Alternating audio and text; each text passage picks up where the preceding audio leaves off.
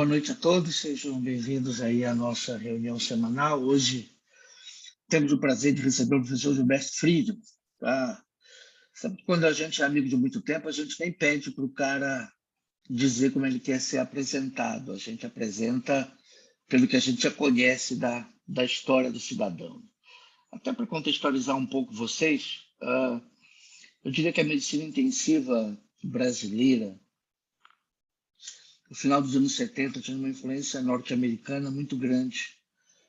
Lideranças daquela época, como João Augusto Mata, por exemplo, foram para o serviço do Weil, e a grande influência na terapia intensiva brasileira era norte-americana. Eu diria que um outro movimento aconteceu nos anos 90, que foi a gente se voltar um pouco mais para a medicina intensiva da Europa. E o Gilberto foi um dos precursores desse movimento, foi um dos primeiros fellows aqui do Brasil, lá no Jean-Louis Vincent, e a partir daí a gente teve todo aí um grande número de intensivistas que fizeram o mesmo caminho, que seguiram aí o exemplo do Gilberto. O Gilberto hoje é professor titular da Universidade Federal do Rio Grande do Sul e atua na terapia intensiva do Hospital de Clínicas já há muitos anos. Gilberto teve um papel importante também na Revista Brasileira de Terapia Intensiva. Ele foi o editor-chefe no momento em que a revista deu uma guinada, quando a gente estava buscando aí a indexação do PubMed, quando a gente deu um salto de qualidade que é o natural de acontecer aí ao longo dos anos, não desmerecendo o trabalho de quem veio antes, mas o trabalho do Gilberto aí foi fundamental nesse papel. Bom, e o Gilberto, desde o período lá dele no Jean-Louis, que o interesse dele por hemodinâmica, perfusão tecidual, oferta e consumo de oxigênio, lactato, enfim. Eu diria que é uma das pessoas que tem mais substrato para falar com a gente sobre o assunto aqui no Brasil, sem dúvida, é o Gilberto, e eu tenho certeza que vocês todos vão aproveitar a apresentação dele. Eu agradeço aí a gentileza do Gilberto de ter aceito o nosso convite, mesmo estando aí com a sua agenda apertada. E, Gilberto, obrigado mais uma vez e fique à vontade aí, a tela é sua. Obrigado, Adelon. Não podia dizer não para o teu convite, né? Tantos anos que a gente faz isso, faz coisas juntos, e agradecer o convite. Eu tive aí há muitos anos atrás, nem me lembro, eu acho que foi numa quarta-feira também, acho que sempre foi quarta-feira as reuniões, né? E faz muitos anos eu tive aí falando presencialmente. Agora é por vídeo, né? Então, o Adelon pediu para mim falar sobre perfusão, obviamente, né? E dando, talvez, falando um pouquinho da minha trajetória, palavras do Adelon, né? Então, eu vou tentar mostrar isso, né? E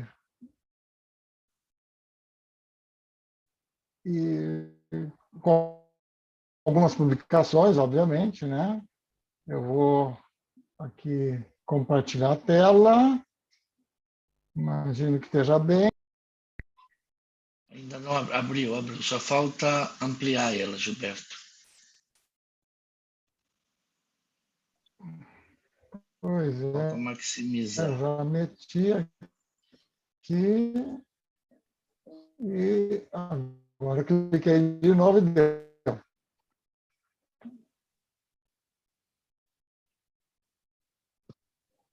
Talvez você não maximizou.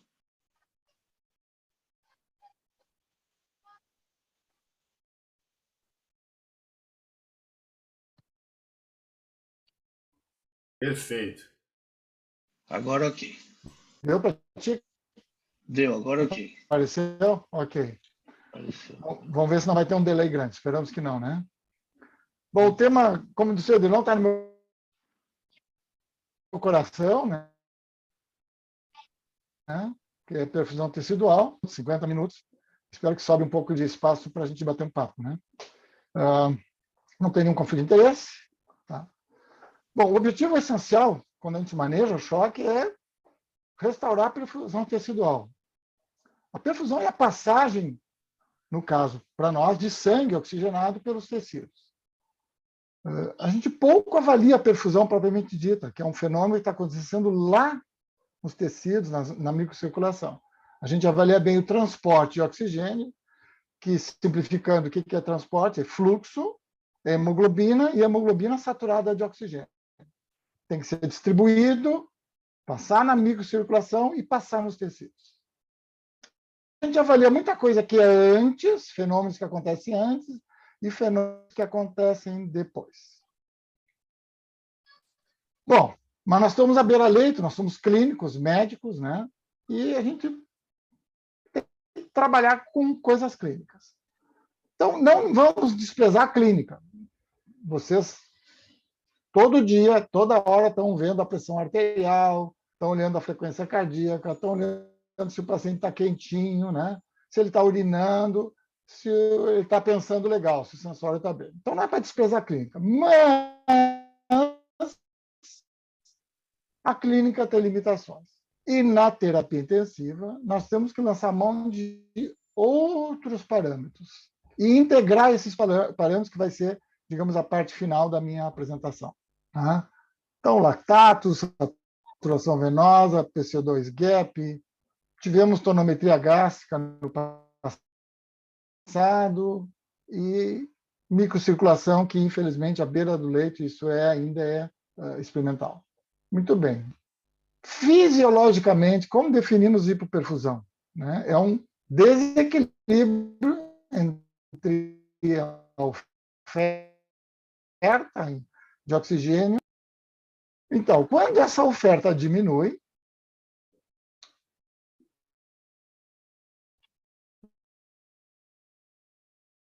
vai chegar um momento que esse transporte se torna crítico. O que é isso? Que a partir daqui não é do consumo no transporte. Tá? Vários parâmetros marcam esse momento. Talvez o usa também. Muitas vezes a beira-leito para entender se esse fenômeno está acontecendo é o lactato sanguíneo. Né? Ele tem um aumento importante quando nós chegamos, né, quando o transporte fica crítico. Bom, isso aqui é um cartoon didático, né? Isso é um cartoon didático. Mas, em modelo animal, a gente vê exatamente isso. Né? É um limiar crítico que está relacionado à geração de lactato, e a gente assume que essa geração de lactato, esse aumento sharp, né, essa inclinação importante, é por metabolismo anaeróbico. E no paciente, isso, nós vemos, de forma indireta, apenas isso é também didático. Se nós vamos lá, vamos fazer alguma intervenção, dar volume, dar uma glutamina, né? Ou que ter uma coisa que é acompanhado pelo aumento do VO2. Isso aqui são pacientes, são 10 pacientes. Quando esse fenômeno está acontecendo, né, nós vemos um aumento do lactato e esses pacientes têm mais disfunções agudas sendo apresentadas para nós à beira-leito. Quando nós temos essa fase de independência do VO2 para o VO2, o VO2 não aumenta. Isso são os mesmos pacientes antes e depois. Aí o lactato normalizou, ele clareou, e o número de disfunções orgânicas agudas tende a diminuir. Então, a gente consegue enxergar esse fenômeno quando a gente está ressuscitando o nosso paciente.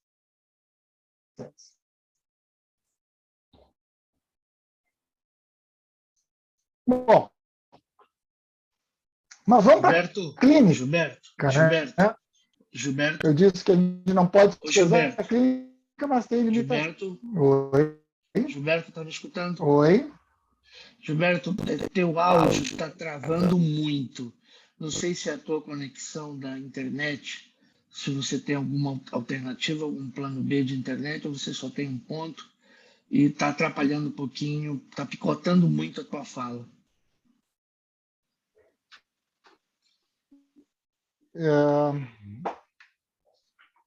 Esse é o Eu teu ponto vou de tentar internet que você mudar tem, se não aqui, tem não, outro. só um pouquinho. Faz o seguinte, Gilberto, tira o teu vídeo, deixa só a tua fala. Pode ser que isso facilite. Tira o teu vídeo e deixa só a tua fala. Eu te aviso se melhorou. Tira o teu vídeo e deixa só a tua fala. Vamos experimentar.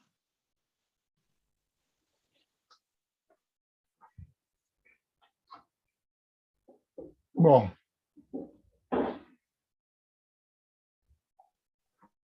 vamos ver Melhorou, agora, Gilberto. então. Melhorou, Gilberto. Melhorou. Me Agora diz está se está 100%. melhor. Tá. Tá. Ah, pressão, então. A pressão de perfusão de órgãos é repetida em M. Então, pressão muito estável, porque tem mecanismos muito importantes.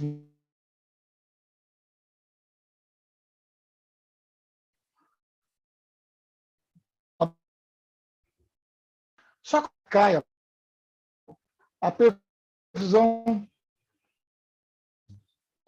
tornada dependente, a M crítica. Isso ocorre, não. Mas, A conexão tá muito ruim. se PAM for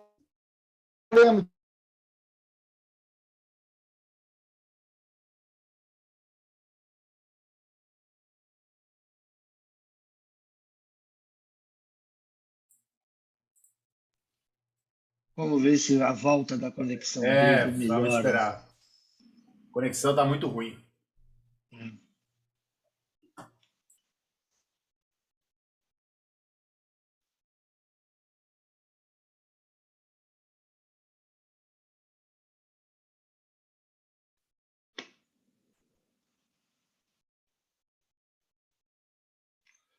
Só fazendo um rápido resumo aí, o Gilberto iniciou falando aí da importância de que não se negligencia a avaliação clínica da perfusão tecidual, mas ela tem as suas limitações, e de que, de uma certa forma, ele fez a introdução do ponto de vista fisiopatológico. Quando você está avaliando a perfusão, você está avaliando o desequilíbrio na relação entre oferta e consumo de oxigênio. E, de certa forma, a gente consensuou que quando você chega num ponto crítico de oferta de oxigênio e inicia metabolismo aeróbio, isso é marcado por um aumento importante do lactato. Isso ele demonstrou bem aí no modelo animal. Como é que está agora, Danão? Gilberto, você voltou agora. Eu fiz um rápido resumo para o Eu pessoal estava ouvindo. do que você comentou. Eu acho que você pode retomar depois do experimental lá e passar para os clínicos. Ok. Falta a tua tela. A tua tela não está. Meu Deus do céu. Não está minha tela? O som agora ficou bom, não. A tela não está. Eu acho que pode tirar a imagem e deixar só a voz e a tela, porque eu acho que os três juntos estão dando conexão mais fraca. Pegando mais dados. Já apareceu a imagem de volta, Gilberto. Tudo ok. Continue a partir daí. Ok. Vocês me dizem se está bom. Eu botei no cabo, tirei do Wi-Fi. Vamos ver. Perfeito. Tá. Então, eu estava dizendo, esse era o modelo animal, né? Ok. Clinicamente, a gente vê isso, né? Quando nós estamos ressuscitando nossos pacientes, nós vamos aumentar o DO2 com alguma medida, volume, dobutamina, o VO2 vai subir junto. Nessa hora, se a gente dosar lactato, ele vai estar aumentado, e o paciente costuma ter disfunções orgânicas agudamente apresentadas, que, quando esse paciente está numa fase melhor de independência do DO2 e VO2, ou seja, aumentando o DO2, não muda o VO2, ele já está ressuscitado, o lactato clareia e o número de disfunções orgânicas cai. Ok, mas a beira-leito a gente trabalha com vários parâmetros que têm suas limitações. Pressão arterial, por exemplo, né? A pressão de perfusão da maioria dos órgãos ela é refletida pela APM. Ela se mantém muito estável porque existe uma autorregulação que é muito poderosa. Mas quando ela cai abaixo de 60, 65, a perfusão pode se tornar dependente. Mas, se fosse tão simples, essa relação entre PAM e transporte de oxigênio, a gente teria que ver uma relação mais linear entre transporte e PAM. Na verdade, a gente não vê uma nuvem, não tem relação. Não tem relação, né? Porque enquanto se perde o volume de sangue circulante, a PM se mantém por um aumento proporcional da resistência. E o aumento da resistência é muito poderoso, né? A vasoconstrição, né? Tanto é que no estudo do Rivers, se vocês forem fazer uma análise por conta própria, lá né, que está lá nos detalhes, 63 pacientes naquele estudo tinham lactato alto. Eles entraram no estudo porque eles tinham lactato alto. Tá? E a PAM deles era elevada, maior que 100, eram pacientes jovens. E foi o subgrupo desse estudo que teve uma mortalidade, mais de 70%. Naquele estudo a mortalidade foi alta, mas nesse mais alta ainda, nesse subgrupo. Provavelmente, isso é eu que estou dizendo, como eles tinham lactato alto e estavam hipertensos, eles, na verdade, estavam chocados, em parte chocados, e eles receberam menos volume, e o que prolongou a hiperperfusão. Então, vocês veem que PAM ela pode ser ardilosa. A gente pode ter um paciente com PAM normal e ele está hipoperfundido. Então, tem que ter cuidado. Claro que hipotensão, principalmente se prolongada, ela é mortal.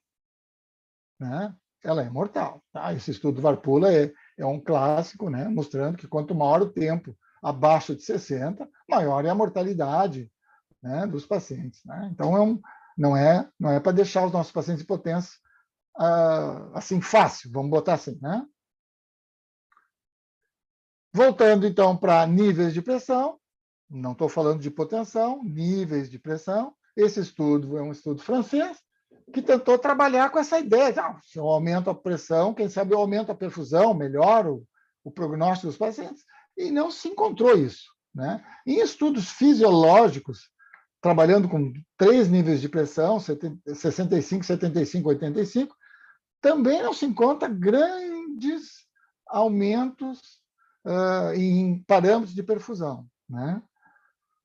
Nesse estudo, pacientes com hipertensão crônica, que estavam nesse grupo de pressão mais elevada, precisaram menos reposição, né, dialítica, menos reposição renal.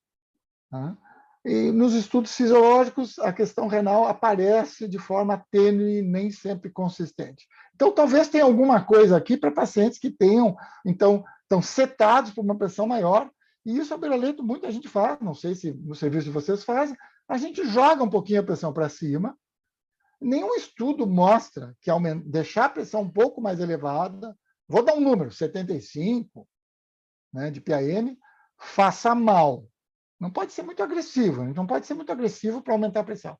Talvez nesse subgrupo de pacientes isso seja interessante. Veja que interessante, para acabar a pressão arterial. Uma pessoa escreveu isso lá nos anos 50. Né? Nas mentes de muitos médicos, muitos clínicos, a pressão arterial é a principal medida de adequação da circulação. Né? Mas ela é enganosa. Né? Um paciente pode estar em choque grave e, por mecanismos simpáticos, por exemplo, ele mantém a pressão. Né? Muitas vezes a pressão pode cair a metade do normal, mas a pessoa mantém a perfusão tecidual por mecanismo de compensação e não está em choque. Quem é que escreveu isso? Guyton. Guyton, está escrito no livro dele. Tá? Bom, um outro parâmetro que a gente costuma avaliar em ambiente de UTI e fora da UTI é o débito urinário. Né? Se o rim está perfundido, eu tenho que ver a urina. O paciente tem que botar a urina.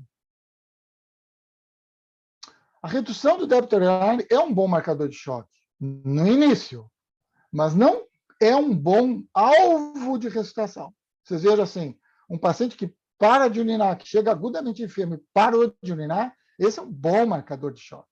Mas buscar uma diurese não é um bom alvo de ressuscitação. Oligúria é vista como um sinal de perfusão renal e dispara muitas intervenções. A mais comum é o desafio hídrico. Né? Os médicos não conseguem ver um paciente urinando pouco e querem dar volume. Eu estou falando de um paciente que já está na UTI. Né? Mas a oligúria nem sempre indica hiperfusão renal em desenvolvimento. Né? A taxa de filtração glomerular e o fluxo sanguíneo renal podem estar dissociados. Na verdade, em metade dos casos está dissociado. Então, a responsividade renal à beira-leito é comumente observada em apenas 50% dos pacientes. E, geralmente, está acompanhado de sinais óbvios de hipovolemia com hipoperfusão sistêmica. Só me dá um retorno se está bem. Está ótimo agora. Ótimo, ok. Ótimo. Esse é um trabalho que a gente publicou faz pouco tempo, né, mostrando exatamente isso. Né? Pacientes oligúricos, hemodinamicamente estáveis, tá? Que já tinham sido ressuscitados, estão internados na UTI, eles não respondem ao volume, ao desafio hídrico. Né? Eles não respondem. Aqueles que respondem têm o lactato um pouco mais alto, né? Vocês vejam a diferença ali dos respondedores renais. Respondedores renais, para nós, é botar a urina. Tá? Um delta PCO2 mais alargado. Vocês vejam a diferença? A diferença é bem importante. Ou seja, aqueles que responderam ao desafio hídrico, na verdade, eles tinham outros marcadores sugerindo que ele não estava bem ressuscitado. Então, não basta olhar a oligúria e querer achar assim, esse paciente eu preciso dar volume, eu preciso aumentar o débito cardíaco, etc. Tá? Bom, a respiração é um processo dito de maré, né? O DO2 e o VO2 devem estar constantemente equilibrados e a energia é gerada permanentemente. Então, a hipóxia textual ocorre quando existe esse equilíbrio é perdido entre o DO2 e o VO2, né? Quando esse equilíbrio é perturbado. Tá? Então, como é que a gente pode ver isso? Agora eu vou começar a trazer os marcadores de perfusão. Como é que a gente vê esse desequilíbrio? A melhor forma, sempre a beira-leito, é a saturação venosa. A verdadeira saturação venosa é a mista, né? Que é medida lá na artéria pulmonar. Né? O sangue venoso vem da cava superior, da cava inferior, do seio coronariano e das veias tebesianas. E ele se mistura lá na artéria pulmonar. Tá? É que nem o Rio Negro e o Solimões. Eles levam 12 quilômetros para se misturar e formar o Amazonas. Né? Essa é a verdadeira saturação venosa mista. Tá? De onde é que a saturação venosa mista avalia esse desequilíbrio? Na verdade, o que a gente quer avaliar, o que a gente está querendo avaliar é a taxa de extração. A taxa de extração é que avalia esse desequilíbrio entre VO2 e DO2. Mas a gente pode simplificar, né? Índice cardíaco, né? A hemoglobina, etc. E a gente acaba nessa última fórmula, que é uma simplificação. Se eu mantiver a minha saturação arterial próxima, acima de 92, ou seja, próxima de 100%, próxima de 1, a saturação venosa ela é um espelho da taxa de extração de oxigênio, ela se torna um espelho. É esse exercício que a gente faz. Né? A gente olha a saturação venosa, a gente pergunta, o meu paciente está bem saturado? Tá. Então, vamos olhar a saturação venosa, ela está baixa, eu sei que ele está extraindo muito. Esse é vamos dizer assim, o cartoon. Esse é o cartoon, né, que a gente mais usa quando a gente quer ensinar a interpretação da saturação venosa. Se ela está baixa, Eu primeiro pergunto se tem hipoxemia. Não, não tem. Ok. Então, eu tenho um provável aumento da extração de oxigênio, e aí eu tenho que ver o que está alterado. Por que está aumentando a extração? Pode ser uma anemia muito importante, é uma forma até de decidir transfusão. O meu débito cardíaco pode estar inadequado, a palavra certa é inadequado, alto ou baixo, ou seja, insuficiente, inadequado. Ou meu paciente está, digamos, se agitando, está aumentando o consumo, né? Nem tudo é choque, né? Ele está dizendo a saturação, ou que está refletindo a taxa de extração, está me dizendo eu tenho um desequilíbrio do O2-VO2. Esse é um exemplo, uma publicação nossa antiga, já tem alguns 10 anos, não de choque, mas de desequilíbrio. Os pacientes que tinham uma diminuição significativa da saturação venosa central, eles falhavam mais a extubação. Né? Mas quando a gente fala de choque, a situação é mais complexa. Né? Então, se houver hipóxia venosa, os nossos pacientes costumam ter uma mortalidade maior. Quando eles têm normóxia, uma saturação em torno de 70%, essa mortalidade ela é menor. E quando eles têm hiperóxia, eu vou deixar isso para a gente discutir depois, eventualmente, mas talvez eu volte a falar sobre isso. Quando tem hiperóxia, é um sinal, o paciente tem hiperlactatemia, tem um sinal clínico de choque. Se ele tem hiperóxia, ele quer dizer, esse sinal pode indicar que o desequilíbrio do O2-VO2 existe, mas porque a captação de oxigênio é baixa. A capacidade de extrair oxigênio está alterada. Tá? Então, isso é um pouco mais complexo, mas é um marcador também e está relacionado à mortalidade. Mas temos que interpretar, ok? Bom, quando se fala de hemodinâmica, também diz, não, o débito cardíaco, o fluxo sanguíneo é super importante, é um dos parâmetros mais importantes da entrega de oxigênio. Mas nós estamos falando de doença. Né? Nossos pacientes estão doentes, eles estão na UTI. O débito cardíaco varia muito, depende da atividade metabólica, da atividade física, da idade, do tamanho do indivíduo. Né? Quando a gente fala de débito cardíaco, a gente não fala nem normal, nem alto, nem baixo. A gente tem que falar, nós, intensivistas, em adequado ou inadequado, suficiente ou insuficiente. Essa é a maneira correta. Porque se a gente trabalhar com números, né? Eu não sei se tem cardiologista na assistência, não fiquem chateados, eu também sou cardiologista. Os cardiologistas gostam de número, mas número é ruim.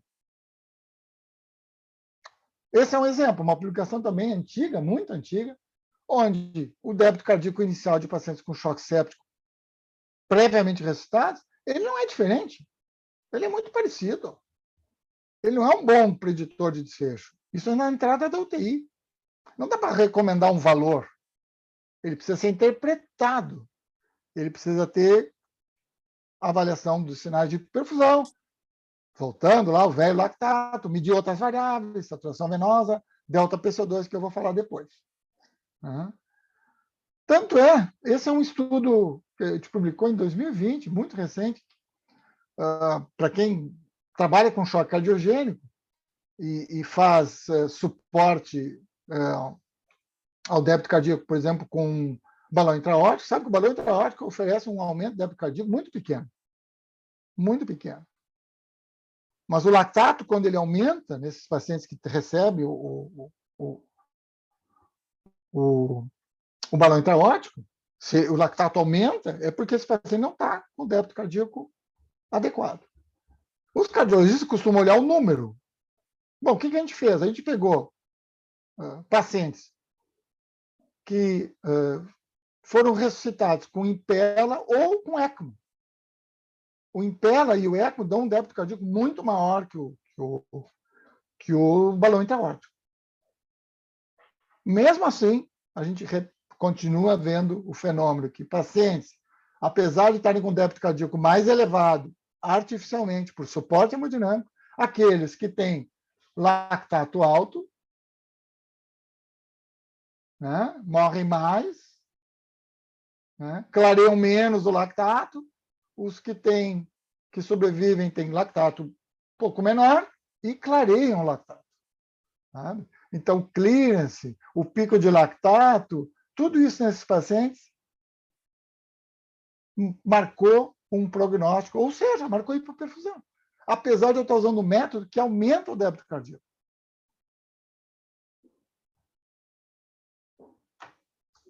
Vamos lá. Então, uma forma simples, muitas vezes, que a gente tem, esse recurso existe em N cenários, né? Mesmo sem medida de débito cardíaco, para a gente ter uma ideia de adequação, é a diferença veno-arterial do CO2. O CO2 é o produto final do metabolismo aeróbico. Aeróbico. Tá? Então, a produção ela é parecida, ela é mais ou menos equivalente ao metabolismo oxidativo. É mais ou menos simplificando, pelo amor de Deus, simplificando, é assim, é a gasolina sendo consumida e a fumaça. Quer dizer, se tem gasolina sendo consumida, tem fumaça. Quanto mais gasolina eu consumo, mais escapamento tem, né? Mais ou menos isso, tá? Por favor, uma simplificação, tá? Quando tem choque, o que está acontecendo? Eu estou oferecendo menos gasolina, menos oxigênio, e a produção de CO2 cai. A produção de CO2 cai. Por que quando o débito cardíaco, quando o fluxo sanguíneo está insuficiente para remover o CO2, alarga? Por que alarga? É o fenômeno do ônibus, como a gente brinca, tá? É pelo fenômeno de estagnação. Se o ônibus passa rápido na estação, o CO2, que seria o passageiro que está ali parado, ele não consegue entrar. Ele entra menos. Se ele está muito lento, se ele para na estação, o CO2 consegue entrar. Tá? Então, quando o fluxo sanguíneo está lento, a hemoglobina vai lá, libera o seu oxigênio, e está lento, o CO2 conseguem, então, se ligar à hemoglobina e essa diferença aumenta. Tá? Então, o CO2 é um marcador prognóstico? Sim. Quando ele está normal, vocês vejam ali, ele está relacionado a uma saturação venosa, uma taxa menor, uma taxa de extração de oxigênio, então, portanto, maior. Né? E no caso dos pacientes com choque, está relacionado à hiperlactatemia. Isoladamente, ele não marca a hiperperfusão, assim como a saturação venosa, não. Né? Nós temos que combinar as coisas, que é talvez a principal missão, a maior mensagem dessa aula. Ok. Voltando ao nosso cartoon. Né? Agora eu vou falar um pouquinho de lactato. Né? Então, o Edelon já resumiu ali, enquanto eu estava resolvendo o problema técnico, o lactato aumenta quando a gente chega nesse momento crítico, o paciente encontra esse momento crítico de transporte de oxigênio. E à medida que nós ressuscitamos, esse lactato, se for por mecanismos relacionados à hipoperfusão por choque, esse lactato tende a diminuir. É o que a gente vê em N situações. Em fluxo sanguíneo baixo, né, hipofluxo, choque cardiogênico, choque hemorrágico, que é esse caso, em choque séptico, onde é hiperdinâmico, mas assim mesmo o choque, o fluxo está insuficiente. Trauma, vocês vejam que o clareamento do lactato marca quem sobrevive, claramente. Tá? Então, aqueles que conseguem ressuscitar, seja por esforço do médico, seja por mecanismos fisiológicos mais íntegros desse paciente, o fato é que se o paciente melhora a sua ressuscitação, melhora a sua perfusão, o lactato clareia. Então, ele é um excelente marcador. Isoladamente, é o melhor marcador de choque e de ressuscitação do choque. Mas o lactato precisa ser interpretado. Muito bem. Então, vamos lá. Os pacientes com lactato sempre normal, apesar de usarem noradrenalina, particularmente choque séptico, que muitas vezes os pacientes com septo estão vasoplégicos, mas se o lactato não subir, a mortalidade é muito baixa. Quando o lactato aumenta, a mortalidade é muito maior. Então, quando o lactato está sempre normal, ou, se vocês quiserem, quando o lactato normaliza, significa que a fisiologia está íntegra, se recuperou, o fluxo periférico está mantido, o fluxo hepatoesplâncnico, o tônus adrenérgico está mais equilibrado, provavelmente a microcirculação está recebendo mais oxigênio e, claro, a mitocôndria está viável, senão o lactato também aumenta. Tá? Então, a mortalidade é baixa quando o lactato nunca aumenta e, quando diminui, a mortalidade diminui também. Né? Revela esse mecanismo, então, que está mais adaptado.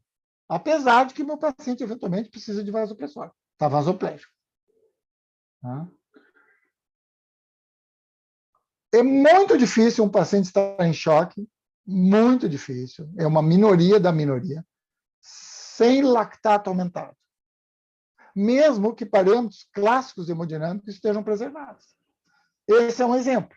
Tá? Essa publicação do André Meregali, tá? Um trabalho simplérrimo que o André fez na nossa UTI, tá? Onde ele avaliou pacientes cirúrgicos. Tá? Os pacientes que não sobreviveram nesse estudo, eram poucos pacientes cirúrgicos, mais 40 e poucos, tá? Eles tinham um lactato alto. E os pacientes que sobreviveram não tinham lactato tão diferente dos sobreviventes, mas clareou. Tá? Esses pacientes, por definição, para o nosso estudo, eles tinham que ter um transoperatório bom, estável, tinham que estar urinando, pressão arterial bem, eles tinham que ter 2 horas na UTI, também estáveis, urinando, pressão, frequência cardíaca. Tá? Eram 3 parâmetros que a gente usou, um trabalho bem simples, bem clínico, mas ele marcava, o lactato é o que marcou quem sobreviveu. Tá? Provavelmente eles tinham ou falha mitocondrial pelo quadro inflamatório, agressão cirúrgica, pior do fluxo periférico, né? Tônus adrenérgico descompensado, mais de um mecanismo que levou eles a choque. Então, o lactato não é culpado. Tá? Ele indica que existe deterioração fisiológica, um estado descompensado. Ok. Ainda beira-leito. Vocês devem ter discutido isso várias vezes na UTI, o uso da perfusão periférica. Só para a gente lembrar, perfusão periférica não é periférica porque a gente mede no dedinho, que nem está ali na foto. Perfusão periférica do ponto de vista funcional, né? Existem os órgãos centrais, por exemplo, coração, cérebro, e existem os periféricos. O território hepatoesplâncnico, por exemplo, é periférico. Pele, subcutâneo, etc., é periférico. Qual é o interesse de nós medirmos a perfusão periférica, digamos assim, ali na pele, né, no subcutâneo, pele, né, na ponta do dedo ou tocando o paciente? Tá? É que o tecido pele subcutâneo ele é muito pouco autorregulado. Ele é bastante dependente de fluxo e pressão. Tá? Ou seja, ele está muito dependente do controle simpático. O controle metabólico é mínimo e a autorregulação é mínima. Então, quando a gente examina a perfusão periférica, lá o tempo de enchimento capilar, etc., nós estamos vendo o tônus adrenérgico, um pouco da microcirculação e, talvez, de interesse do clínico é que, como ele é pouco autorregulado, se nós ressuscitarmos o nosso paciente, nós vamos ver reperfusão em tempo real. Quem trabalha em emergência, particularmente trabalha em trauma, sabe do que eu estou falando. Né? Uma choque hemorrágico na UTI, vocês já devem, certamente, vários de vocês já viram, que é espetacular, né? A reposição volêmica desse paciente é espetacular. Né? Ele aquece, ele acorda na frente da gente. Né? O prognóstico da perfusão periférica em pacientes críticos, ele funciona muito bem. Ele está relacionado à disfunção orgânica, ele está relacionado à lactatemia, ele funciona. A perfusão periférica em adultos eu vou brincar, né? Foi ressuscitada nos últimos 10 anos. Ela tinha sido abandonada, não era valorizada. Na pediatria é diferente. Na pediatria era valorizada. Tá bom.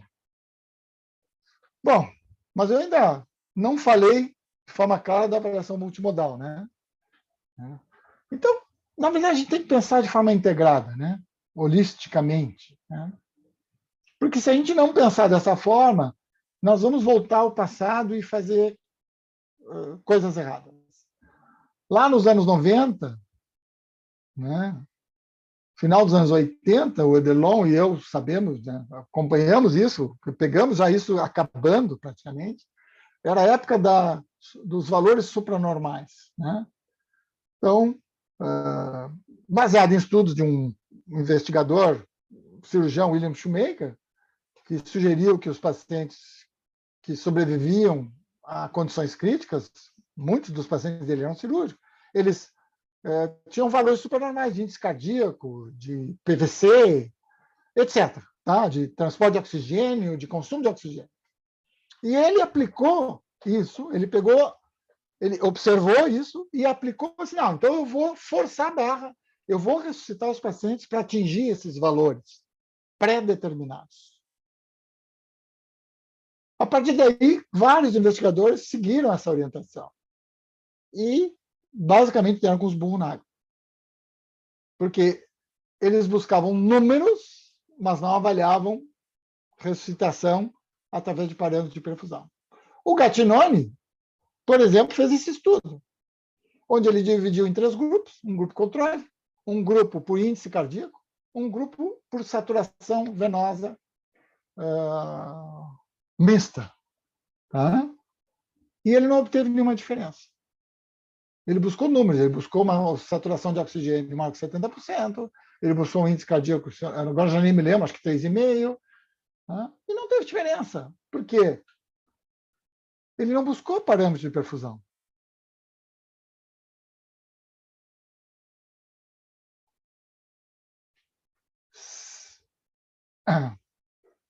Se ele tivesse buscado parâmetro de perfusão, provavelmente ele ia encontrar pacientes que ele ajudou e pacientes que talvez ele tenha prejudicado. Né? Porque ele ressuscitou, em todos esses ele fez algum tipo de ressuscitação, né? Para aumentar o índice cardíaco, por exemplo. Mas provavelmente em alguns ele forçou a barra, ele aumentou demais, ele não precisava daquilo, e a droga que ele usou, dobutamina, então pode até ter prejudicado o paciente. Ok. Bom, eu falei muito bem do lactato, e o lactato realmente é um baita marcador. Mas o lactato precisa ser interpretado. A Surviving Sepsis Campaign, em 2016, ela agora teve sua atualização, mandava normalizar o lactato, ou recomendava normalizar o lactato. Então, guiar a ressuscitação com o objetivo de normalizar o lactato. Tá? Essa recomendação era baseada em alguns estudos que estão aí, nessa meta-análise. Esses estudos que estão na tela, né, do Janssen, do John, não buscavam a normalização do lactato, mas buscavam o clareamento do lactato. Que não é a mesma coisa. Normalizar uma coisa, clarear é apenas diminuir. O principal estudo é esse do grupo do Ian Barker, do Janssen, onde eles randomizaram os pacientes para normalizar clareamento do lactato, a cada 2 horas o lactato tinha que diminuir 20%, e o outro grupo era o grupo controle. E eles viram uma diferença de mortalidade no grupo protocolo. Ok? Eu não vou entrar em muitos detalhes, porque existe bastante, digamos, controvérsia na interpretação desse estudo, desse resultado. Tá? Mas havia uma sugestão de que o clareamento do lactato era um bom marcador. Né? Mas não necessariamente a normalização. Bom, por que é importante interpretar o lactato? E aí eu já vou começar a integrar os outros parâmetros, que é o que interessa a beira-lei. O lactato ele é apenas um mensageiro que traz más notícias. A Antígona, né, de Sófocles. Tá? O Glenn que gosta muito de falar isso. Né? Ninguém ama o mensageiro que traz más notícias. Ele diz que a fisiologia não está íntegra, que eu tenho um problema. E eu preciso identificar onde é que está esse problema para saber o que eu faço. Tá? Então, um lactato alto é sinal inequívoco de metabolismo anaeróbico ou choque? E nem sempre. Então, se eu tiver um paciente com lactato alto, eu tenho que interpretar. Eu posso ter um aumento da produção de lactato, que pode ser anaeróbica ou aeróbica. Se for anaeróbica, eu tenho hipóxia tissular. Se for aeróbica, eu posso ter produção endógena aumentada por inflamação, que acelera a glicólise anaeróbica, estimulação adrenérgica, né? Inibição da deshidrogenase, que isso é um fenômeno descrito experimentalmente apenas. Eu posso ter diminuição do clearance do lactato, por disfunção hepática e diminuição do fluxo hepático. Então, eu não posso, eu preciso interpretar esse lactato aumentado, senão eu posso errar. Né? Vai ter pacientes que eu não vou precisar ressuscitar, apesar do lactato estar alto. Vamos lá, vamos pegar um estudo meu aqui, antigo. Né? Esses são pacientes que não sobreviveram, o lactato permaneceu alto. Esses são pacientes que sobreviveram. Veja que, em média, o lactato dos que sobreviveram, e a maioria dos estudos mostra isso, fica em torno de 2. Mas tem o desvio padrão, não tem? 40% no nosso estudo, nesse aqui, era anormal, 24 horas depois. Não apareceu aqui, 24 horas, desconfigurou aqui, tá? O 24 é aqui. 24 horas, 40% do lactato era anormal. Esses pacientes estavam ressuscitados e sobreviveram, pessoal. Por que o lactato estava alto 24 horas depois? Era outro tipo de mecanismo. Então, se o lactato está aumentado por mecanismo anaeróbico, a gente diz que é mecanismo hipóxico. Né? Esse eu ressuscito. Se o mecanismo for não hipóxico, né, disfunção hepática, etc., esse então, provavelmente eu não preciso ressuscitar. Às vezes tem fontes obscuras, inclusive, né, desse aumento do lactato, como a microcirculação e a mitocôndria, que está alterada, né? Então, quando eu falo de hipóxico, eu tenho que integrar com outras variáveis. Saturação venosa, delta PSO2, perfusão periférica, né, que eu vou terminar com isso, e não vou desprezar, está lá a clínica para nos ajudar também. Tá? Eu gosto desse estudo do Gattinone, tá? Tentando entender a lactatemia em pacientes com sepsis. Eu vou simplificar para vocês aqui. Tá? Vocês vejam aqui esse primeiro cartão, lactato, saturação venosa. Vocês vejam aqui aquilo que eu falei lá quando eu falei de saturação venosa. Quando a saturação venosa está baixa e o lactato está alto, o paciente tem mais disfunção orgânica e aumento de mortalidade. Quando a saturação venosa está normal, o lactato é mais baixo, né? Tem menos disfunção orgânica e a mortalidade é menor. Quando temos hiperóxia venosa, o lactato é alto, disfunção orgânica e a mortalidade é alta. É uma série grande de pacientes. Esse aqui, esses pacientes indicando que eles têm hipoperfusão, então precisam de ressuscitação, e esse grupo de pacientes indicando que eles têm um problema de utilização do oxigênio, que é o que didaticamente está aqui, mostrado aqui. Tá? Então, interpretação do lactato, aqui é um estudo bem interessante. Veja, quando tem um mecanismo não hipóxico, por exemplo, esse é um estudo que a gente publicou esse ano, tá? O Nedel faz parte do mestrado do Nedel. Tá? Nós avaliamos o metabolismo mitocondrial linfocítico, tá? Em pacientes que estavam ressuscitados, mas tinham lactato alto. Tá? E a gente tentou correlacionar com variáveis clínicas, variáveis de perfusão. E o que a gente viu? O que a gente esperava. O lactato alto era explicado por uma disfunção, nesse caso, linfocítica, da respiração dessas células. Né? Então, mostrando que isso existe. Né?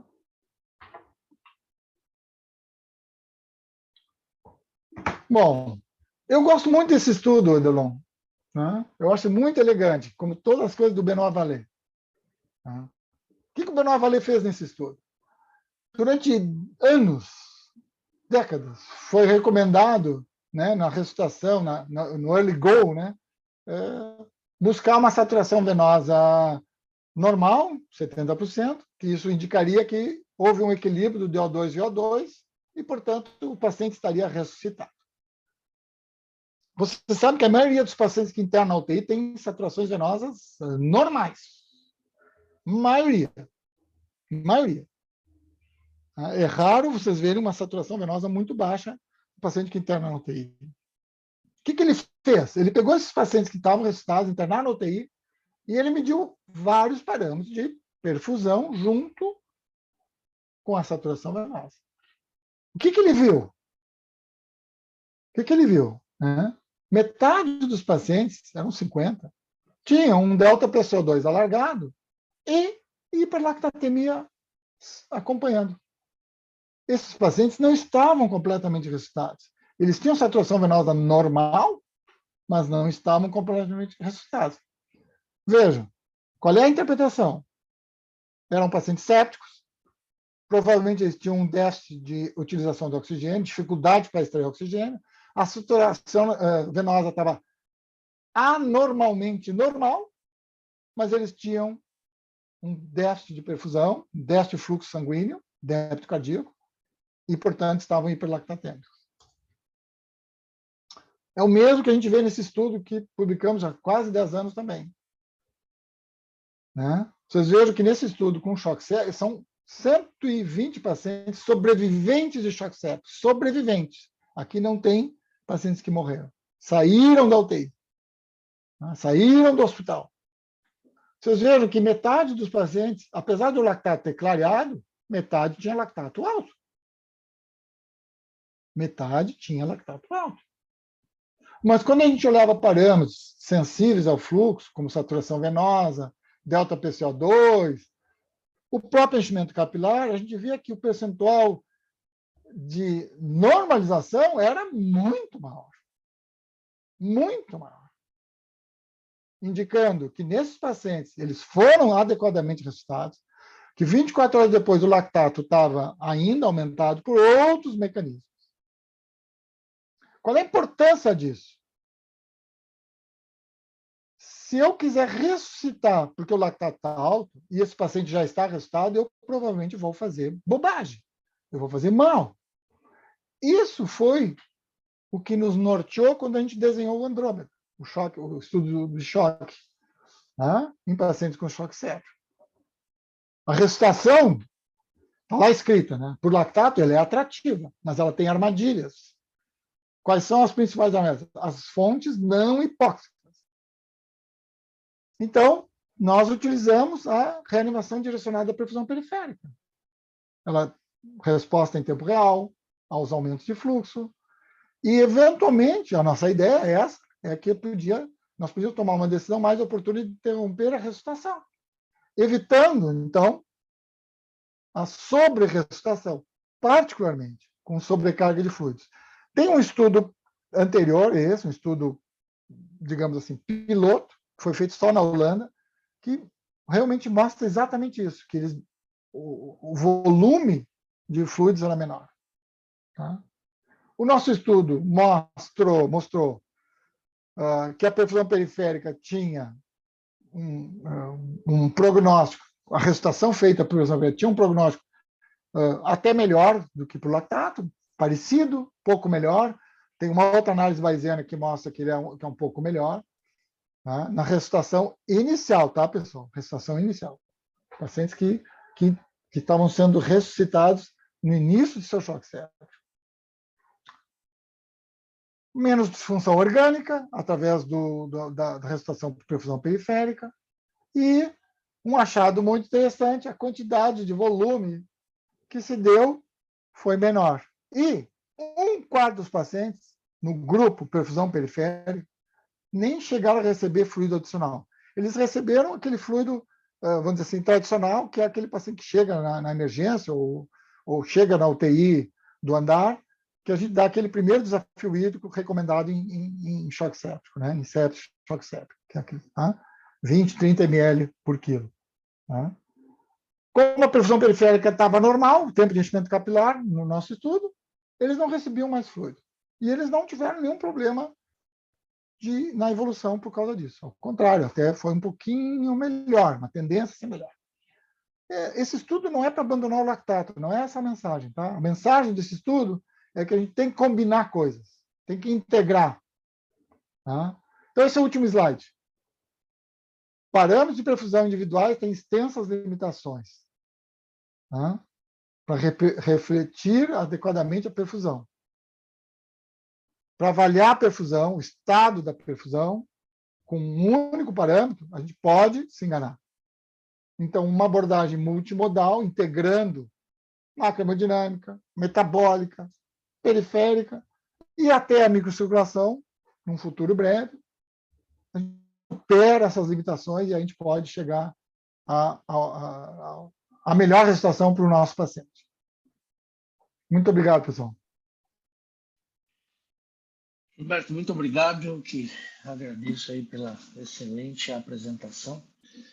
Acho que pode ligar a sua câmera agora, Gilberto. De fato, a apresentação de quem viveu aí essa história toda, né? Com grande quantidade de publicações, enfim. E eu espero que quem está nos acompanhando aqui possa ter aproveitado. Pessoal, vocês fiquem à vontade aí para fazer perguntas para o Gilberto diretamente, é só abrir o microfone e falar. Eu vou aproveitar enquanto o pessoal se prepara e tem coragem aí para começar as perguntas, Gilberto. Esse é o problema quando você tem uma autoridade no assunto, o pessoal fica inibido. Você destacou aí o Andrômeda, né? E até fazendo aqui um adendo, o Glenn é um amigo nosso, chileno, absolutamente apaixonado por perfusão também, e é um parceiro do Gilberto aí há muitos anos nos estudos, e o Andrômeda foi, de alguma forma, a cereja do bolo, né, de muitos anos de pesquisa no assunto, etc., e trouxe uma luz para a discussão. Mas eu queria te provocar um pouquinho com relação ao Early que você citou rapidamente. O impacto que o Early teve de translação de um estudo polêmico, questionado, etc., para a prática clínica foi impressionante. Eu acho que a gente viu poucas coisas que tenham transladado tão rápido para a beira do leito quanto foi a estratégia de reanimação baseada ali no estudo do Rivers. E isso fez até com que a gente vivesse uma época na terapia intensiva de grandes quantidades de volume de ressuscitação, e você enfatizou bem o quanto é arriscado você ressuscitar quem não tá precisando. Né? E um dos grandes questionamentos em relação ao Early era que ele tinha um protocolo com muita coisa e a gente não sabia dizer o que realmente trouxe benefício para os pacientes. Mas, olhando para trás agora, se você pudesse fazer uma sugestão de ajuste no protocolo, que sugestão você faria, Gilberto? Ou não faria nenhuma sugestão? Manteria como o Rivers propôs?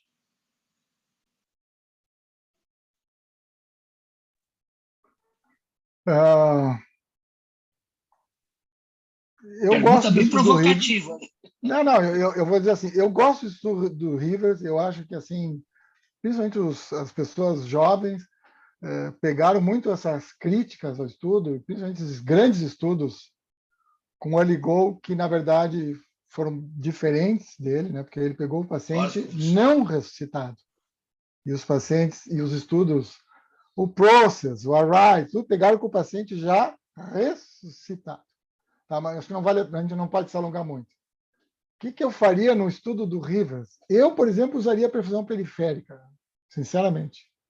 Acho que a perfusão periférica teria ajudado muito no protocolo dele, uma medida simples. E não usaria as medidas sofisticadas, por exemplo, saturação venosa, que ele me usou. Né? Acho que aquilo ali até induziu a erros para ele, né? Provavelmente induziu a erros no protocolo. Então, assim, se eu fosse falar em simplificação, eu faria saturação venosa, que eu acho que o estudo dele, inclusive o tipo de paciente que ele estudou, a aplicação da avaliação periférica, desculpe, perfusão periférica, seria maravilhoso, na minha opinião. Eles estavam muito, muito doentes, esses caras. Esses caras, assim, se apresentavam quase como um choque hemorrágico, aquele cara que está branco, frio. Era um choque séptico, esse paciente. Mas, se alguém for olhar lá a seleção deles, eram pacientes super doentes. Super doentes. E acho que ali a perfusão periférica funcionaria muito bem. Talvez por aí. Né? Eu concordo com você, Gilberto, e tem uma outra coisa importante a destacar, principalmente quando se fala aí no Process, no ProMais e Moraes, não dá para a gente, 15 anos depois, achar que o grupo controle foi cuidado como se cuidava do grupo controle antes do Rivers. A cabeça de todo mundo mudou. Claro, com certeza. Sem dúvida. Sem dúvida. Para quem está nos ouvindo, no estudo do Rivers, metade, um pouco da metade, tinha saturação venosa a 50%, média, quer dizer, até menos que 50%. E nesses estudos, a saturação venosa estava normal. Ou seja, nem todos estavam completamente ressuscitados, mas, convenhamos, né? Muitos já estavam. Né? Com certeza. Gilberto, você ressaltou muito bem a importância do lactato do ponto de vista de indicar que algo está errado. Lactato inicial, clareamento do lactato, evolução do lactato nas primeiras 24 horas, enfim, tem uma quantidade enorme de estudos. A gente ainda amarra um pouquinho no sentido da utilização do lactato como marcador para a ressuscitação. Você acha que a cinética dele é um fator que atrapalha nisso? O tempo que ele leva para se alterar de acordo com as nossas intervenções, por exemplo? Sim. Acho que isso que o Adelon ressaltou é importante, principalmente para os médicos, os residentes. Né? O lactato ele vê o passado, vamos botar assim, né? Ele dá um passadinho recente, mas é um passado. Então, para a gente avaliar um clínico, tu precisa de algumas horas. Não precisa muito, 2 horas é razoável, mas não é imediato, não é em tempo real. Então, eventualmente, a gente se basear mesmo usando o Clearance, que é um bom marcador de ressuscitação, a gente sempre vai estar trabalhando com atraso. E talvez em alguns pacientes a gente possa estar ressuscitando em excesso, porque a gente olha o lactato daquele momento e o paciente já está num outro momento. É uma limitação, né, Delon? Claro que é. E na vida real, talvez aí complementando, né, Delon? Na vida real, mesmo na minha UTI super acadêmica da Hospital de Clínica, nós temos recursos, tudo. Imagino que na tua UTI também tenha. Quem é que faz lactato de 2 em 2 horas que não seja em estudo? Ninguém, né? Ninguém.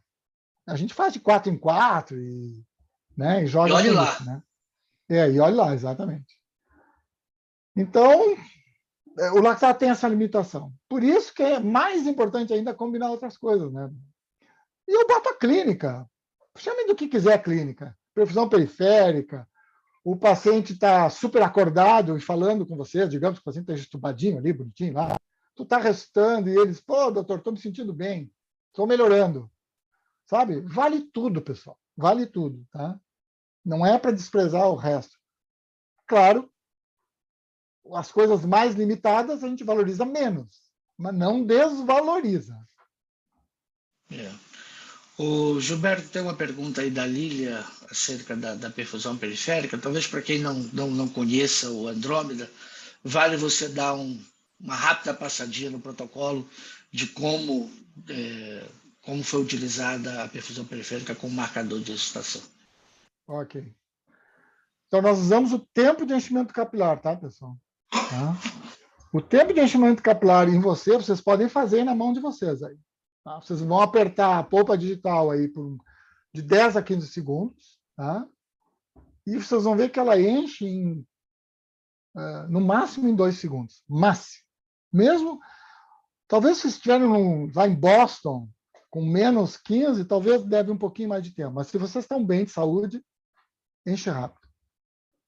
Então, no Andrômeda, a gente usou a partir de 3 segundos. A partir de 3 segundos, a gente disse que estava aumentado. Tá? A partir de 3, mais que 3. Normalmente, na semiologia, quando vocês, na escola, né, de medicina, quando vocês aprendem, e talvez muitas vezes colegas em UTI, eles ensinam, a gente vê no leito unguial. Nós não fizemos no leito unguial. A gente fez na polpa digital mesmo. A gente pegou uma lâmina de microscópio, dessas de vidro, a gente apertava o dedo do paciente, a gente padronizou assim, que aí a gente enxerga ele ficar pálido, né? Então, por 10 a 15 segundos, ficou bem pálido, aí a gente liberava a pressão. E aí cronometrava. Tá? Fazendo assim, bem padronizado, vamos dizer assim, mesmo entre o mesmo observador e observadores diferentes, chegam em geral no mesmo resultado, um resultado muito parecido. E olha, eu estou falando de 4 segundos, 3 segundos, 5 segundos. Tá? Bom, vocês vão fazer isso à beira-leito, lá, pegar uma lâmina de microscópio? Claro que não. Tá? No dia a dia a gente não faz isso. A gente faz o que a gente aprende na semiologia, mas em vez de fazer no leito ungual, façam na polpa digital. E, se quiserem cronometrar, muito bem. Eu faço, vou ser bem sincero, quando eu faço no dia a dia, assim, eu faço da seguinte forma, eu conto em segundos, 1001, 1002, 1003, 1004, 1005, 1006. Tá? Falando 1001, dá 1 segundo. 1002, 1003, a gente, né, dá um ritmo bom e a gente fica bem cronometrado, digamos assim. Tá? Mas se cronometrar é melhor. Claro. O Gilberto, e até fazendo aí um adendo de avaliação de perfusão, as pessoas acabam querendo números, coisa mais objetiva. Você citou um trabalho do Alex Lima, né, que trabalhou com a gente aqui no servidor, que está lá com o Ian já há vários anos, foi e não voltou, né? Ainda bem para ele, ainda bem para nós. Delon, ele foi embora do serviço do Ian há alguns anos, sumiu. Rapaz, eu não estava sabendo disso, não. Ninguém tem com ele. Ele foi para a Inglaterra, sumiu. Rapaz, a última vez que encontrei com ele tem uns 3 anos, eu acho. 4 anos, e não tinha acontecido isso. Ninguém consegue falar com ele. Mas isso... Mas, enfim. Curiosidade. Mas, enfim. E eles fizeram um trabalho medindo o gradiente de temperatura, né? Que também é uma outra avaliação perfusão periférica, né? De perfusão periférica, né? Também é uma... Mas eu acho que o enchimento capilar é muito mais simples da gente fazer. É muito mais simples. O gradiente de temperatura, tu tem que ter esses sensores de pele, né? Que tem, né? Na neonatologia tem. Então dá para buscar na NEO ali, né? Nós não usamos em UTI. Uma observação em perfusão periférica, né? Porque, assim, eu me empolguei com perfusão periférica, o Glenn se empolgou mais do que nós, né? Inclusive está rolando um Andrômeda 2 que eu não vou participar, porque é super complicado. Eu mesmo não vou participar, que é super multicêntrico, o mundo todo. Mas nós temos que lembrar, né, Delon, que a perfusão periférica, o tempo de enchimento capilar, vamos falar sempre em tempo de enchimento capilar. Depois que o paciente está internado, algumas horas, vamos botar assim, né, que ele está com nora em uma dose, digamos, moderada alta, daqui a pouco o cara meteu uma diálise contínua, né, etc. Aí tem que ter cuidado, tá? Porque a fisiologia se altera. Tá? Então, assim, não é também para usar a perfusão periférica todo o tempo, em qualquer contexto. Tá? O Glenn não gosta muito que eu fale isso, mas eu tenho que falar. Tá? Isso é muito legal na ressuscitação inicial, o nosso estudo avaliou isto, mas pegar o paciente amanhã, né, Delon, lá, que o cara está lá, continua super doente, e aí eu estou com nora, eu estou com não sei o quê, diálise, vem um lactato alto, não sei o quê, eu vou olhar a perfusão periférica, ela está boa, ela está ruim, eu vou tomar decisões. Cuidado, né? Cuidado. Perfusão periférica pode estar ruim, por exemplo, porque o paciente é um senhor idoso, diabético, vasculopata, e a gente pode errar, né? A gente pode fazer bobagem. Então, só lembrem disso. Então, tem hora que tem que dar uma pensada. Né? De novo, parâmetro isolado, nunca. Era isso que eu ia reiterar. Né? Foi bom você ressaltar isso, porque em monitorização hemodinâmica não tem panaceia. Nunca você deve se basear suas decisões num parâmetro isolado. Matheus, vamos lá, faça a sua pergunta aí. Ô, Gilberto, tudo bom? Parabéns pela aula aí.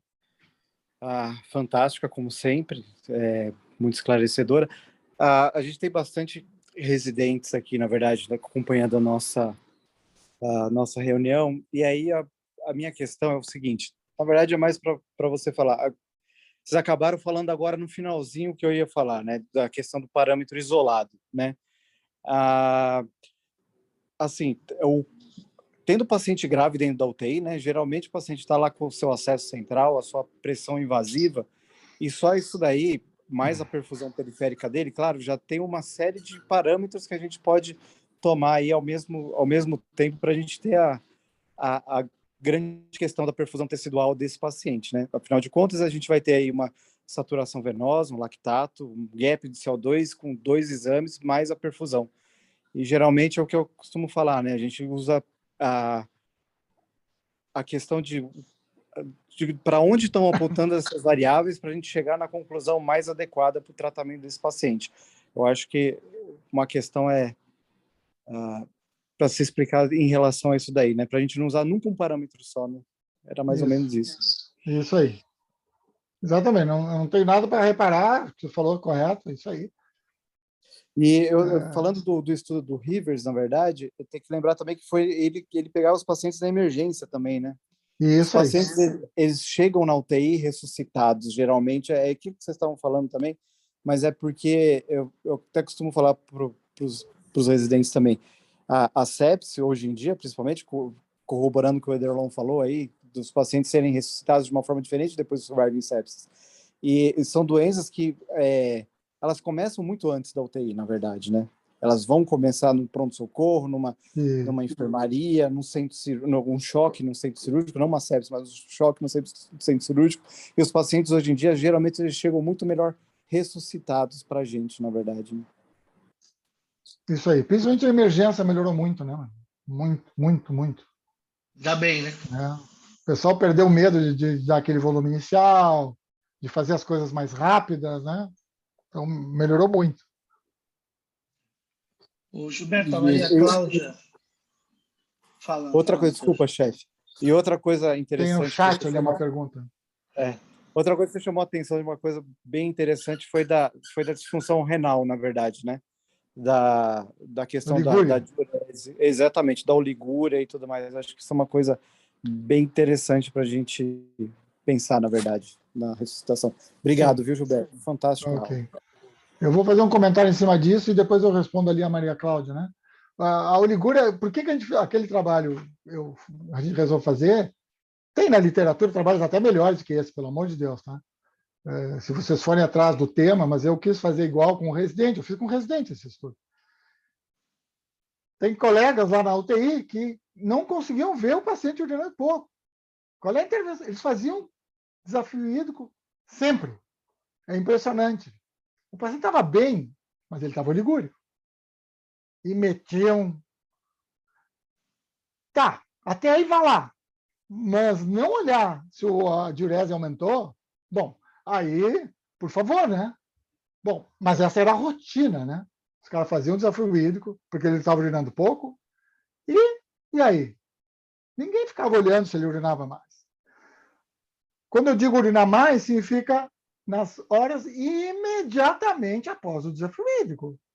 Então não adianta o cara chegar e me dar um tapa na cara, como muitos fizeram ao longo desses anos, 6, 7, 8 horas. Viu? Eu fiz aquele desafio de 500 ml, fantástico, bem litrinho, de cristalóide, e na hora que ele fala comigo, ele estava urinando um pouquinho mais. Na verdade, o paciente já estava bem, ele não precisava daquela porcaria, aquele desafio hídrico, ele estava esperando para urinar. O rim estava funcionando, ele foi lá, se equilibrou e começou a botar urina mais tarde. Mas não foi por causa daquele desafio hídrico. E quando o paciente não urina e não tem jeito de urinar, aquele desafio hídrico só faz mal, né? Vai causar hipervolemia, edema, etc. É isso. A Maria Cláudia... aliás, isso é outra coisa, né? Que quando você está perseguindo metas de perfusão, você tem que ver o que você está fazendo, na verdade, né? Porque uma coisa muito comum é isso, você faz uma intervenção e depois não vai ver o que aconteceu. Não só com a oligúria, mas com alguns outros parâmetros também. Isso aí, exatamente. A Maria Cláudia pergunta se o lactato no contexto de pós-operatório teria a mesma importância para avaliar a situação do choque séptico. Sim, Maria Cláudia. Eu não estou falando sobre choque séptico, apesar de que o choque séptico é a principal situação clínica que a gente encontra em UTI geral, né? É a principal, né? E claro que a maioria dos meus estudos é em choque séptico, a maioria dos estudos de perfusão são em choque séptico, mas o que eu estou falando é para qualquer forma de choque, tá? Não é para choque séptico apenas. Então, clareamento lactato, perfusão periférica, saturação venosa, eu dei exemplos de choque cardiogênico ali, né? Na aula, por exemplo. Tá? Então, sim, não é para tudo. Isso sem esquecer o estudo do Meregali, né, Gilberto? Que os pacientes que estavam hemodinamicamente estáveis eram pacientes cirúrgicos, os que tinham lactato alto tiveram o pior desfecho. Isso aí.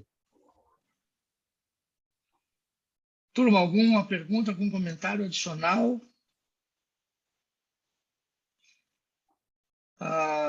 Gilberto, só para a gente encerrar aqui, eu queria aproveitar para você dar um pouco mais de ênfase na questão do débito cardíaco adequado. E essa é uma lição número 1 para intensivista. Você tem que fugir das coisas medulares. Da mesma maneira que oligúria e alteração de função renal é quase que medular a ideia de dar volume, de fazer desafio, a história de olhar para um número no débito cardíaco e interpretar isso como normal, alto ou baixo, é meio medular, e a gente precisa quebrar isso. Sim. É para mim comentar? Isso, pensei que vinha uma pergunta.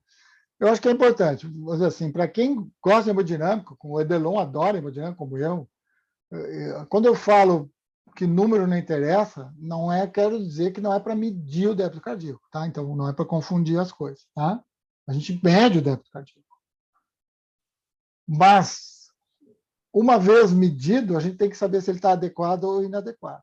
Então, não é o número que eu quero ver. Eu quero ver se eu preciso aumentar o débito cardíaco, por exemplo, né? Bom, se eu medir o débito cardíaco, eu quero ver se a minha intervenção me ajudou a aumentar o débito cardíaco. Mas a adequação eu não vejo com o número, eu vejo com um parâmetro de perfusão. Então, se eu aumentei o débito cardíaco, eu posso ter passado, digamos, por hipótese, eu estou lá com um padrão de choque cardiogênico. Lindo lá, o débito cardíaco está 1,5, vou exagerar, né? O índice cardíaco está 1,5. Eu fui lá e botei em 3. Lindo, né? Bacana, 3, 3,5. O Ederlon e eu vamos fazer a mesma pergunta para vocês. Tá bom, mas o paciente de vocês clareou o lactato, o paciente de vocês aqueceu, o paciente de vocês botou urina, eventualmente, né? Vale tudo, é o que eu estou dizendo, né? Senão, não adianta, entendeu? Esse número não vai me garantir que o paciente está bem. Eu preciso... É isso que eu quero dizer, a mensagem é essa. Né? A adequação não é o número, a adequação é a perfusão. O número eu uso para medir a minha intervenção, que é importante. E a gente mede pouco o débito cardíaco em UTI, não nós, mas na maioria dos lugares do Brasil, porque não sabe o que fazer com aquele número. Mas eu acho que isso é outra história, é outra discussão. Excelente. Talvez porque exatamente essas coisas que eu falei. É isso aí. Bom, eu acho que foi uma apresentação muito boa, discussão melhor ainda, Gilberto. Acho que, com todas as polêmicas acerca do estudo Hewitts, nós somos, pelo menos eu sei que nós somos os que têm uma percepção do quanto esse estudo foi importante para fazer com que as pessoas entendam que ressuscitação tem que incluir perfusão na avaliação. Eu acho que, apesar de que a gente discutiu isso antes, isso só foi incorporado na cabeça de todo mundo depois do estudo do Hewitts. E a gente parece que está tendo uma segunda onda da necessidade de enfatizar para o pessoal a importância de olhar para essas variáveis de maneira a interpretá-las em conjunto, etc. E que desde parâmetros clínicos como o tempo de enchimento a parâmetros laboratoriais precisam ser usados em conjunto. Eu acho que a tua aula deixou isso aí muito claro para todo mundo. Eu queria aí que você encerrasse aí com os teus comentários finais, Gilberto. Muito obrigado mais uma vez. Eu que agradeço, Delon, e espero que vocês tenham gostado. Eu acho que cada um desses parâmetros, né, Delon, imagino que tu vai oferecer isso para os teus residentes, cada um deles merece uma aula isolada, né, para aprofundar. Essa aula poderia ser, na verdade, a final de uma série de aulas sobre o tema, né? Então, eu espero que vocês tenham aproveitado e a única coisa que eu posso recomendar, aprofundem cada um desses parâmetros, porque, bom, fisiologia é a coisa mais linda do mundo, né? Então, é isso aí. E continua sendo o que diferencia um bom intensivista, né, Gilberto? Como dizem os grandes intensivistas, né? O intensivista é um médico que trabalha com homeostase, com equilíbrio. E nada mais relacionado a equilíbrio, né, a homeostase no ser humano, é que a fisiologia, né? Tem as coisas metabólicas, claro, bioquímicas, mas fisiologia é o equilíbrio da história, principal, é o coração do equilíbrio. Gilberto, obrigado para você, boa noite a todos, pessoal, um abraço. Obrigado.